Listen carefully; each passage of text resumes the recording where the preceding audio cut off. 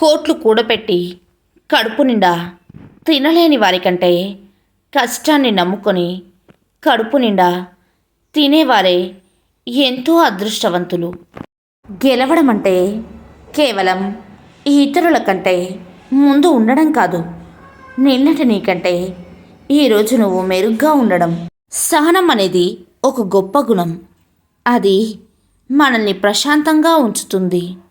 ఆ ఆవేశంతో కాకుండా ఆలోచించి నిర్ణయాలు తీసుకుంటే జీవితం మరింత సుందరంగా మారుతుంది. నాలుక గొప్పదా, చెవులు గొప్పవా అంటే చెవులే గొప్పవి. ఎందుకంటే చెవులు ఏమి విన్నా ఎవరికీ చెప్పలేదు కాబట్టి.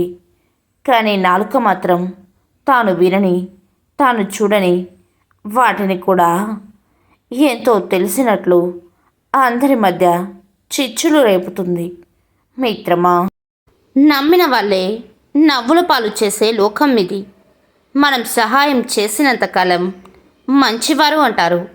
ఒక్కసారి చెయ్యి చాచకపోయినా, లేదని చెప్పినా మన విలువను తీసేస్తారు.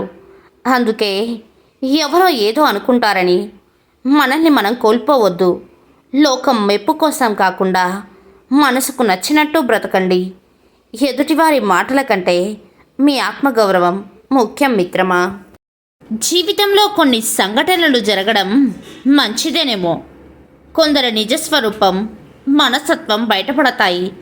మొదట అవి బాధను ఇచ్చినా సరే జీవితాంతం పడాల్సిన బాధని దూరం చేస్తాయి. కాలం మనది కానప్పుడు ఎంగిలి ఆకు కూడా ఎగిరెగిరి పడుతుంది. అప్పుడు మౌనంగా ఉండడం ఉత్తమం మిత్రమా. వెంట ఉంటామనేవాళ్ళు వెన్నుపోటు పొడుస్తున్నారు, తోడు ఉంటామనేవాళ్ళు తొక్కేస్తున్నారు.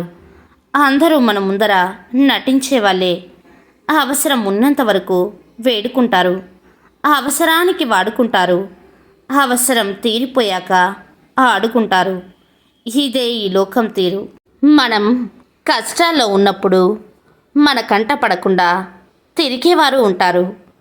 మనకి అదృష్టం వరించినప్పుడు మన కంట పడాలని తాపత్రయపడేవారు ఉంటారు. ఎప్పటికైనా మన అవసరం ఉండవచ్చు అని మనల్ని కంట కనిపెడుతూ ఉన్నవారు ఉంటారు.